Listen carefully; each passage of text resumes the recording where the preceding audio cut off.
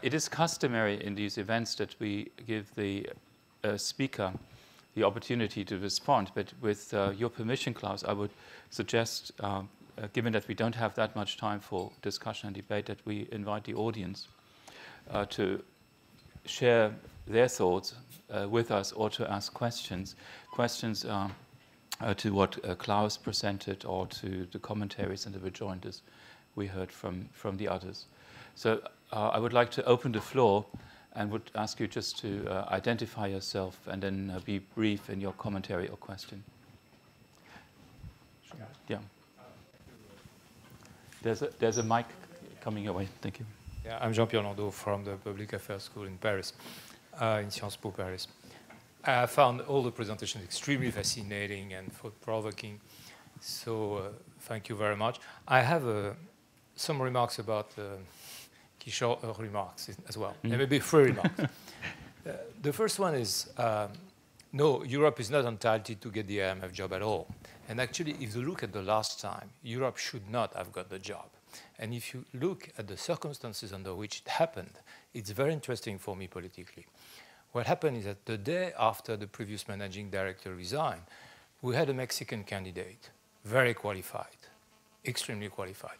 And the day after we had the Mexican candidate, we knew that Brazil would not support him. Okay? Then the day after that, people started thinking that the finance minister of Singapore, who's heading the Financial and Monetary Committee of the IMF, would be the ideal candidate. And people approached the finance minister of Singapore and asked him whether he would run. And he said no. So what happened is that in the 5 days which followed the resignation of the former managing director, we knew that the Latin American continent could not agree on the candidate, and the Asian continent could not provide a candidate. Then, of course, the European managed, that's very surprising actually, in 3 days they agreed on a candidate. That's why they kept the job. So I think the political dynamic we saw here, you know, Europe seems to be divided, it seems to be powerless, it seems to be in war with itself, in disagreement with itself. The political dynamic that we saw in this occasion, for me, was very fascinating, because that continent kept the job because they were able to agree on someone faster than the other. Of course, the fact that the US abided by a kind of all understanding helped, but I think it could have turned, and we knew it could have turned differently, had either Asia or Latin America agreed on continent, and they had very, very strong candidates. So it was a matter of political dynamic rather than a matter of arrangement of something. So that's my first question. Maybe you would challenge my interpretation, but that's my first question. Oh, I will. You would not? You will. You would. Okay. I expect that. And the second question is, I mean, it's about, and Merit alluded to it as well, is a relationship between security and prosperity. And you're right. We should trust the pragmatism of Asian leaders to avoid anything dangerous. But we have learned as policymakers to think about low probability, high impact events. And that's what geopolitics are about in a sense. And so when we see military spendings increasing that fast in a specific area, tensions about natural resources increasing that fast we may see, we don't want to be in the situation we were in 2005 saying there will never be a financial crisis in the world because we found the recipe for avoiding volatility and financial crisis. We just want to be aware about it. It's not to be unduly pessimistic, it's just to be aware. And I mean, the trends are there. I still think, I have gambled with a lot of friends, and I always gamble at you would never see 2 countries with $10,000 income per capita go to war with each other. And I still hope I'm right. But over the last 2 years, I'm a little bit worried about that. And then finally about Russia and Ukraine, it's not my specialty at all. I'm not a geopolitist at all. But I think there's something, you could have said 2 different things.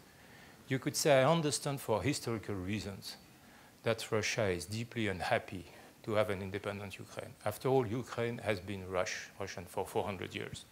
So having part of your country becoming independent is bound to create a lot of frustration. That's one thing to say that. The other thing is to say we recognize that Russia has a sphere of influence. That's a different story. And it seems to me that in your presentation, you moved a little bit swiftly from one position to another. That's the question I wanted to ask. Thank you very much. Thank you very much, Jean-Pierre. Let's collect a few commentaries. You're next. Thank you. Thank you. Nicholas Ansinger from the Hertie School. Had a lot of brilliant ideas out today. I think there was one that was connecting, that was a recurring theme with all the speakers, that is connectedness. So my question is about connectedness and primarily addressed at Klaus. I kind of read from your interpretation that there are countries like Russia sort of resisting to increasing connectedness, that have enabled other nations in Asia primarily to capture the benefits of a more integrated world. So if you could stress that notion a little bit further and identify risks and dangers by resistance to increasing connectedness. Thank you. Thank you very much. So I'm Yves Tibergin from University of British Columbia in Vancouver, also teaching at Sciences Po in Todai, global governance. And so first I was going to add a comment that seen from Vancouver, the world looks more like Kishore's world than the other world. In BC alone, exports to Asia have gone from 10% 10 years ago to 50% today.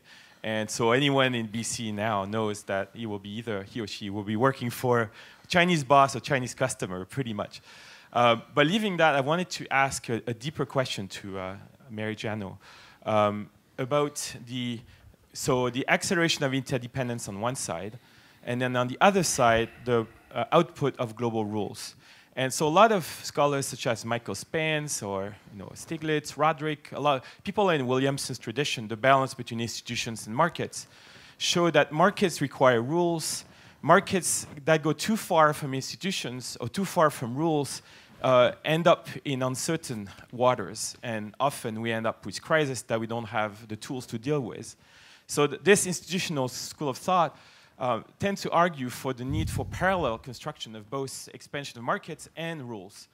And what we observe is, my own scorecard going to the G20 and researching G20 is that in about 10% of the to-do list, the market-based mechanism or the self-interest process that you describe works, particularly in trade. But in 9 out of 10 other sectors, it doesn't work. So the IMF, for example, quota reform is still not ratified by US Congress, despite the US administration knowing how crucial it is for the whole global bargain. The ADB never allowed a rotating chair between Japan and China. The result of that now is a fragmentation of the developmental rules with an AIIB or Silk Road Fund and all and a new development bank. So the global institution can fragment when sometimes the output of institutional change is not occurring fast enough. And when we go too far, then we'll end up in the 1930s, where we just don't have the wherewithal to face market volatility or market failures or market gaps. Mm. So I wanted to hear more about that. Thank you. Hi, my name is Kenichi Ueda from University of Tokyo. And well, actually, until very recently, until August, I worked for the IMF for 14, 15 years. Anyway, this is my second time in Berlin. And well, I had several times in transit in Frankfurt. But anyway, it's my second time in Berlin. First time is 1990, January. So I was a senior at the University of Tokyo. I went to, before graduating university, with my few friends, I wanted to see the history of the war. Just, I guess, open up, and then 1990 January is still there. I saw it, and then was a great memory. And at that time, of course, my memory, 25 years ago exactly, when walk through this Eastern Germany side, of course, not like this. It's tremendously clearly see the difference between the West side and East side. And then also, I took, well, it's as a student, it's purchased a cheap ticket, went to Budapest and Prague at that time too. with not so good dressed and bad dressed, and still, and obviously the student not having much money. But when I remember when I arrived at the station, a flock of citizens in Budapest and Prague, same, come to beg us to spend a night, stay at night their room or the home, so that they can earn money. At that time, Deutsche Mark, obviously. And what I mean, what I'm saying is that I'm not. The Europe has been done a lot of things since then, 25 years ago. Clearly, from my outside perspective, I see clearly the huge difference. The first time I visit here, and now, today I see a little bit here. But also, at the IMF I heard is I never been Hungary or Budapest, Prague since then, but I went some Croatia, several places, other places too. But huge change, and in the data also actually shows up to 2008, Eastern Europe, Southern Europe, all the peripheral European countries has tremendous convergence in the living standards to the western, original western part of the Europe. Of course, since 2008, a little bit deep, especially in Southern Europe side, but not so much in Eastern Europe side. There's an exception for Ukraine, Romania, Moldova. There's still some exception, but it's in general, I guess, it's quite a lot of dramatic change as seen in Asia too. So I don't really see so much. We shouldn't be so much pessimistic about Europe's future too. That's my outside point of view. Thank you. Let's take one more comment. Just want to be sure that everybody who wants to speak. Yes, over there. And then we turn it to the panel. Hi, my name is Andreina. I'm from the Hertie School. I'm from Latin America. It's a really short question. Henderline mentioned that everyone mentioned or says that Europe or mentions Europe as a nation, and I wonder why that is. Obviously, there is this interconnectedness that with the European Union, but why does everyone use this concept as it is? And it was really interesting to see like the differences in how people perceive Europe from Asia, from different places, and I just wonder why like that is. Thank you. What I would suggest is that we turn the panel sequence around. So we would start with Henrik, because you were the last one, and then have Klaus last to comment on what he has heard. I just wanted to say to our friend from Todai that as part of the 2015 governance report, which Henrik already mentioned, we did a very comprehensive analysis of a wide range of indicators, political, economic, social, on whether Europe is kind of converging or diverging, which way is it going. And indeed, you see the indicators pointing to convergence up till the financial crisis, and now they're going the other way. But they're going so that Europe is, in fact, splitting into those countries that are able to keep up with the convergence course, but there are fewer countries on that, and some are drifting. And that's one reason, I think, why you have this sense of uncertainty about the European project, because Europe has really never suffered such a setback as it has through the financial crisis and the euro crisis.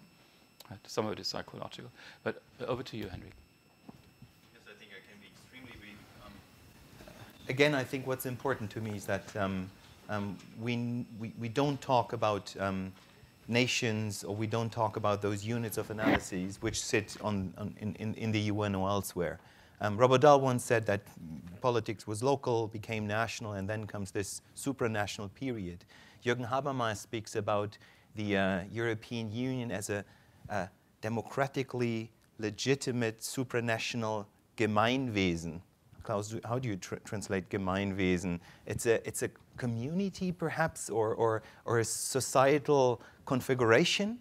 And I think these are the categories the students studying now will have to deal with increasingly in the future. And this is why I think the study of Europe and also the study in Europe is so interesting, because we start to blur those national frontiers that led to horrible wars. The study you mentioned early on, which I conducted with Jean Pisani-Ferry in the past 2 months, was really focused on a Franco-German joint economic space.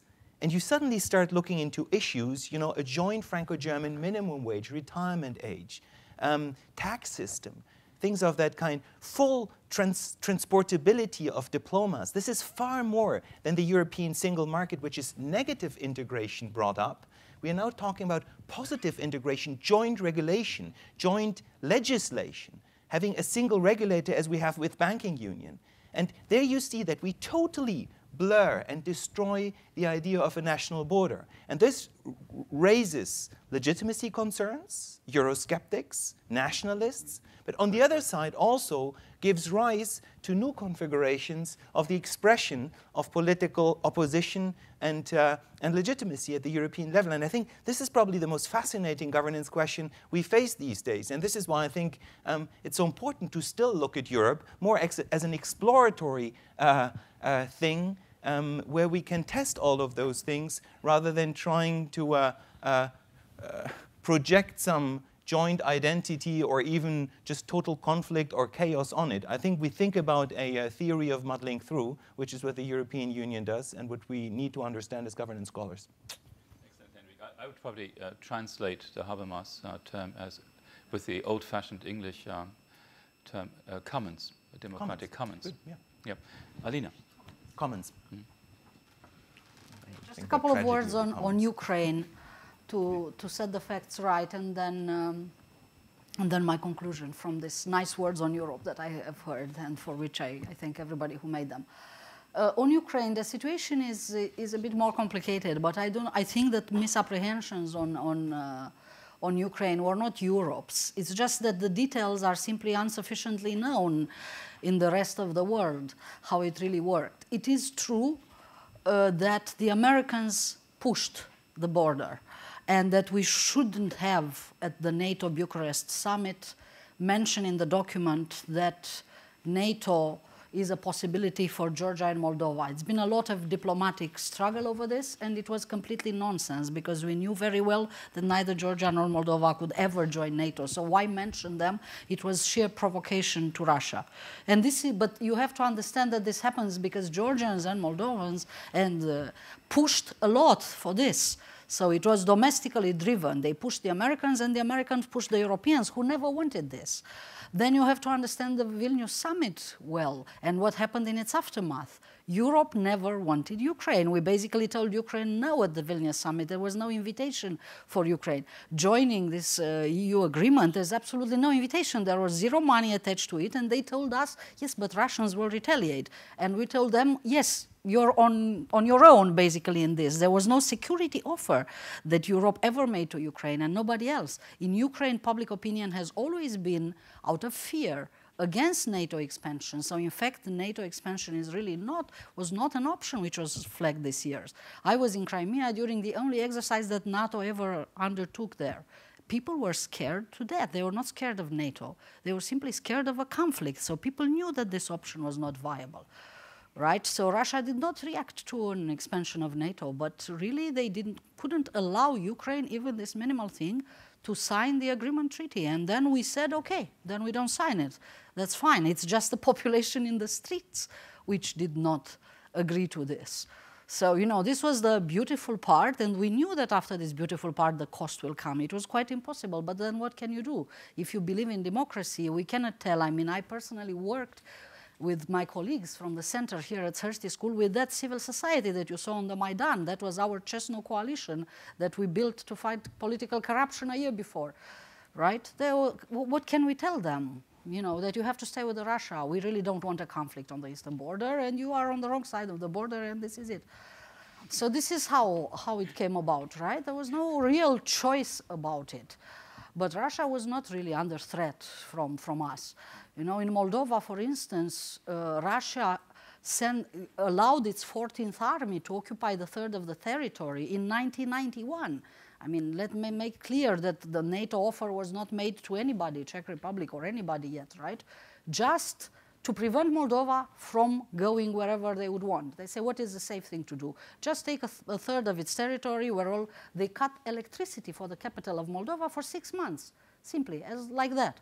Right, and this happened also in Georgia, and it's happened in other places. So all this, if you do a little bit of process tracing, you see that in fact the trust matter with Russia, doesn't work, the trust argument. It's them who prevented things from happening. They acted long before we did, right? And therefore, the European logic was to try to, to secure whatever we can, or whoever we can secure.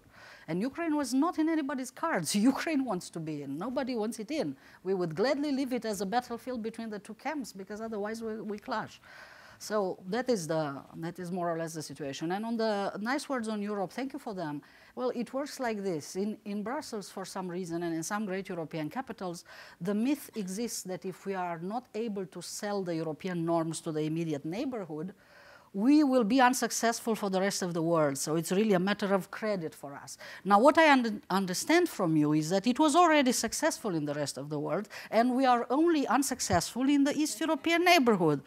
Right? So this brings me to my original point that actually changing Russia is the most difficult thing which is, but nevertheless, this is then an isolated problem, and it's not a problem of global governance or whatever. Thanks. Thank you, Elena. Well, thank you. This conversation is going to go in many directions, in many wonderful directions. I think I'd like to offer one institutional remark and then one Asia-Pacific one. I certainly am not a market determinist, thinking that markets are going to correct all. I just think that that economic integration has gone farther than the rule architecture.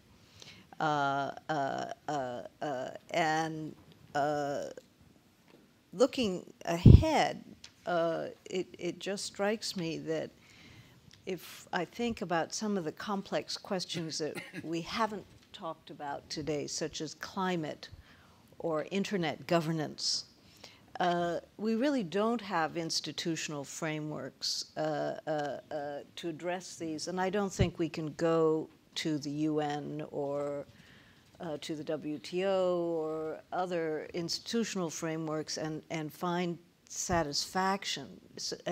International financial coordination, has been the perfect example, I think, in recent, that we have these, various multiple layers and more experimentation. And I think, as I look ahead to a world, for example, where tensions about privacy, security, and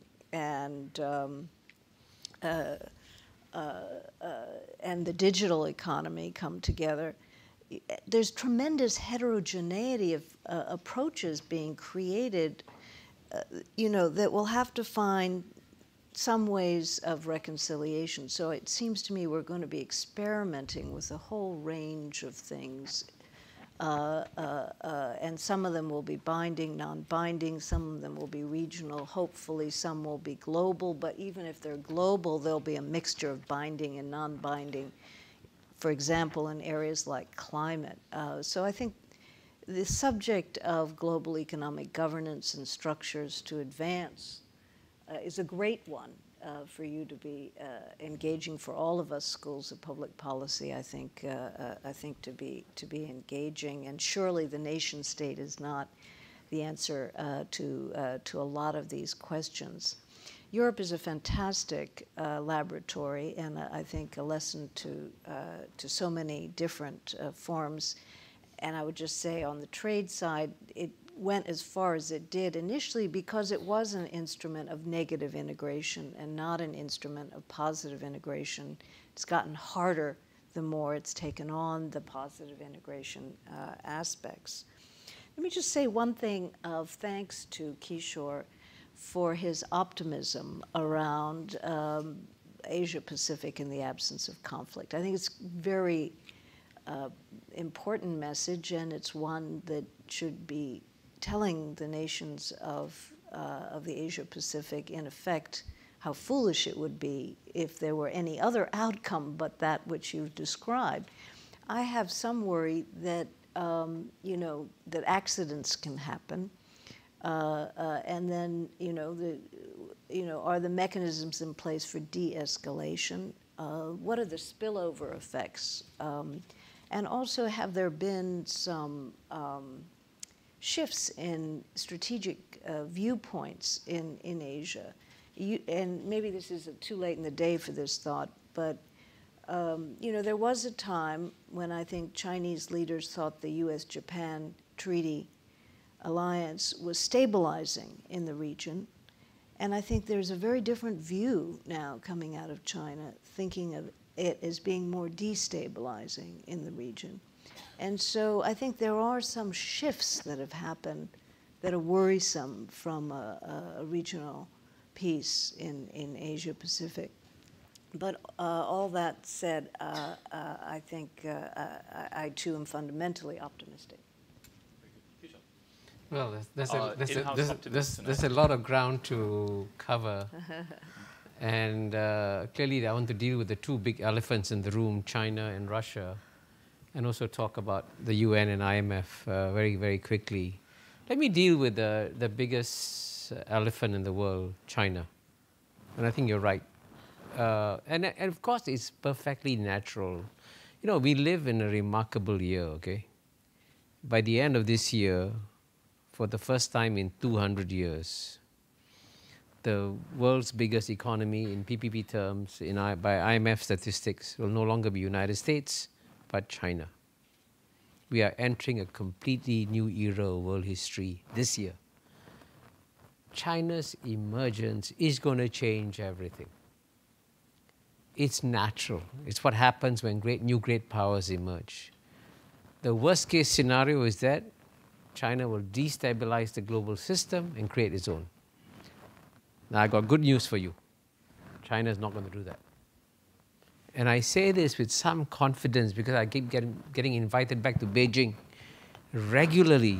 And the most fascinating thing I did this year was to be invited back to Beijing in June this year to speak to a group of former vice ministers and former generals about mistakes that China had made in its foreign policy in the last 2 years.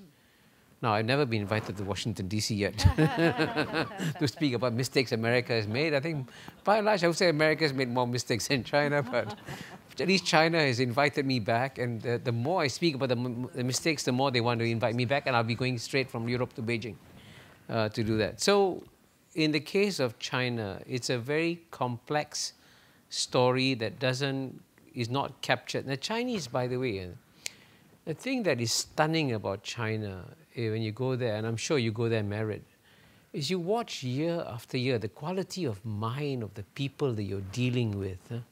Let's say you're dealing with the central bankers, for example. It's quite amazing, you know. Their knowledge, their sophistication of understanding how the world operates, it's amazing. You're not dealing with the old Soviet Union, with communist apparatchiks.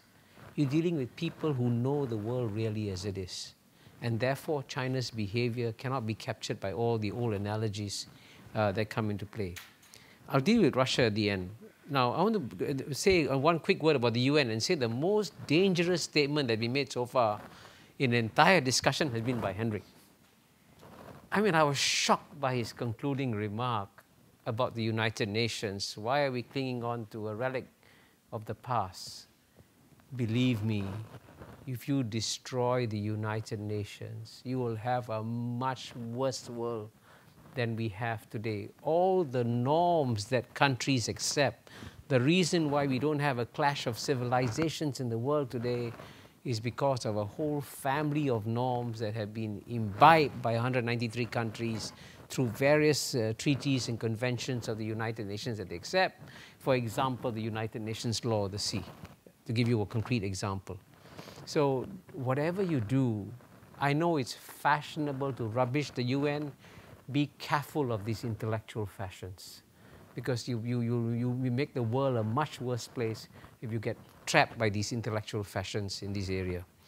Now, the IMF is very easy to deal with. Forget the candidates. Look at the voting system. It's completely rigged. The West only provides 12% of the world's population and has 51% of the votes of the IMF.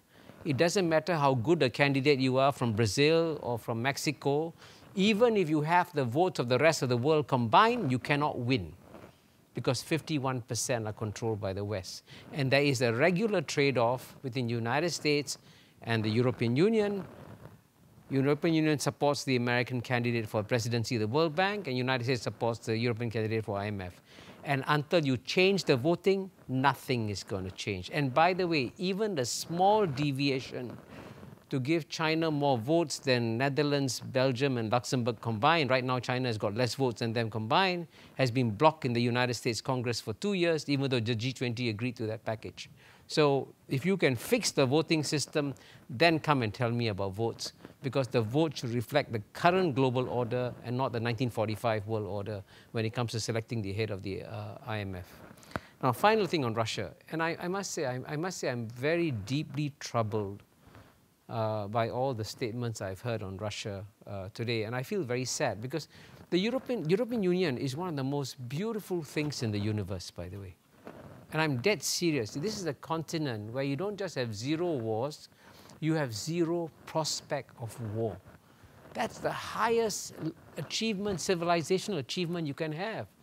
We in ASEAN dream of achieving this, what the European Union has achieved. You have created something so wonderful that the rest of the world, by the way, is accepting, is learning from, and is trying to avoid war. I guarantee you, the European Union serves as a shining example for the whole world. But that's why your incompetence on Russia is so amazing. Believe me, it is Western incompetence that has created this situation, because there's absolutely no reason to have the statement you mentioned of NATO saying maybe one day we'll put Moldova or Georgia or Ukraine into NATO. You don't need to say that. Why aggravate their tensions? And believe me, all great powers have the same tendency. If you want to know how deep this is, and as Sikorsky said, every country should be free to choose its military alliance. Cuba in 1960 chose the Soviet Union as a military alliance, and you saw what happened, right? It's all, you know, there's no such thing as a benign great power. It's never existed in human history, will never exist in human history. All great powers will push for their interests and will ensure that the neighbors understand what their core interests are. And if you are a neighbor of a great power and you do not know how to live next to a great power, I assure you, you'll get into trouble. So that's why I say, handle Russia much more sensitively. At the end of the day, geopolitical logic will drive Russia back to Europe.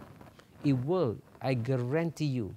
When China's GNP in PPP terms becomes twice that United States by 2030, Russia will definitely move back. All you have to do is open the doors for them to come back. And that's something Europe has to do. Thank you, Kishore. Klaus, you have a very difficult challenge ahead of you, and how you can summarize this. Yes. There's so many interesting points and so many controversial points. I mean, thank you, Kishore, first for the sunshine you brought into the room.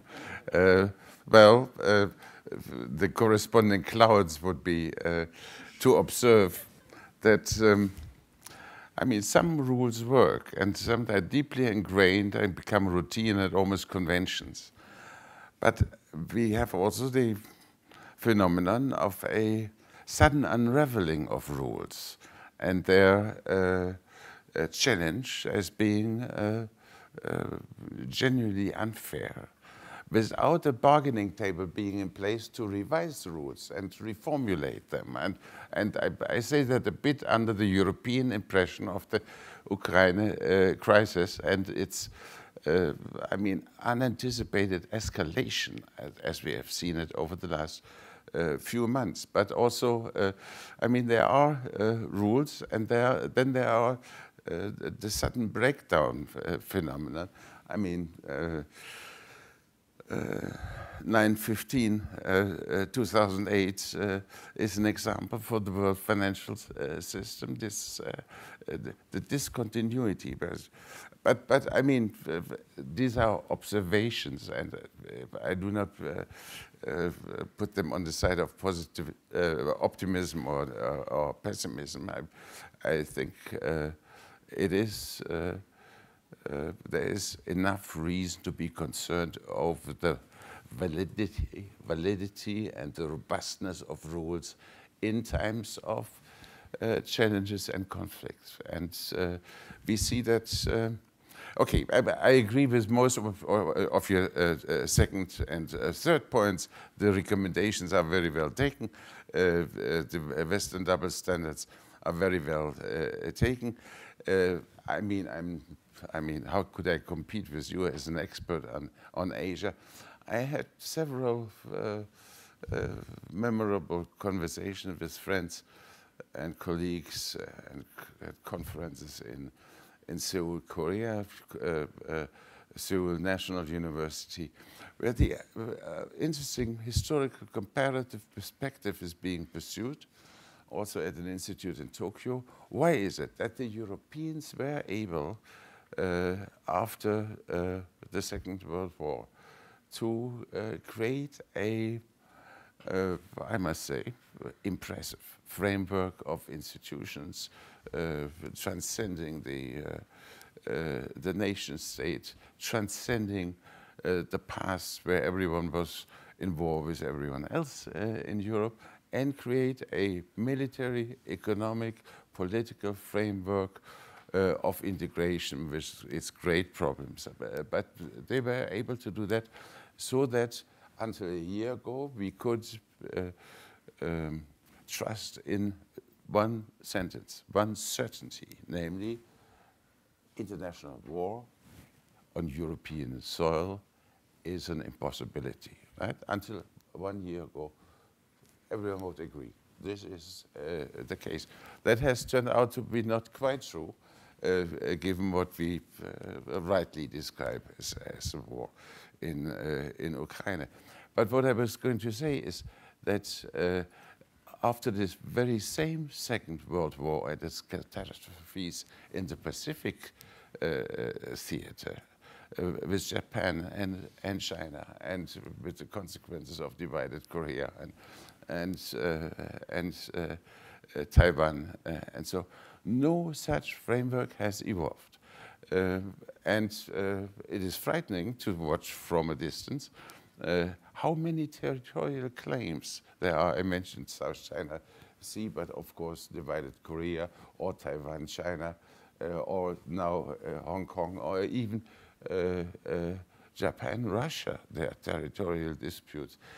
So the rules are, that is my perspective, and it comes with the question mark, they are not in place to settle a peaceful development. Let me come to the question on connectedness, and that was in a way my main point, and maybe I did not spell it out sufficiently, and then I close. Connectedness, interdependency. I made the distinction between, and tried to illustrate that, the distinction between two ways to respond to connectedness, interdependency, or acceleration, or long-distance effects in all fields. One is to open up and arrange for the rules of a game where no one is defined as the certain loser, right? Reasonably fair rules of the game. That is the one possibility, and Henrik illustrates that with examples of post-national Europe. But you can also do the opposite and can hope, and many people do hope, and many people are tragically or wrongly or disastrously misled to opt for the other strategy. Namely, the other strategy is to close the doors and prevent interdependencies from taking effect, right? We simply keep them out, or we certainly do not give them. And this tendency at the political level, but also at the level of economic strategy. I mean, the case study would be worth for a master's thesis. How come this South Stream story ended so badly, right? I mean, literally disconnectedness. And the question is, why is it that in Europe, but similar phenomena can be cited also in the United States, with this deep division between political parties. Why in Europe the return to or retreat to well, ethnic, national, and often religious, ethno-religious modes of thinking and doing things are being resorted to. We see that in the party system. We see that in the debate on enlargement, Western Balkans debate. So there are opposite tendencies, and I think, it's simple, but maybe a way to conclude, it is all important for social scientists to see and spell out and pin down tendencies and counter-tendencies. There's never just one. They're always moving in opposite directions. And I think the direction of better human development standards and fewer wars and premised as they are all on continued economic growth are one trend. There are other trends. Thank you. Thank you so much, Klaus. Okay.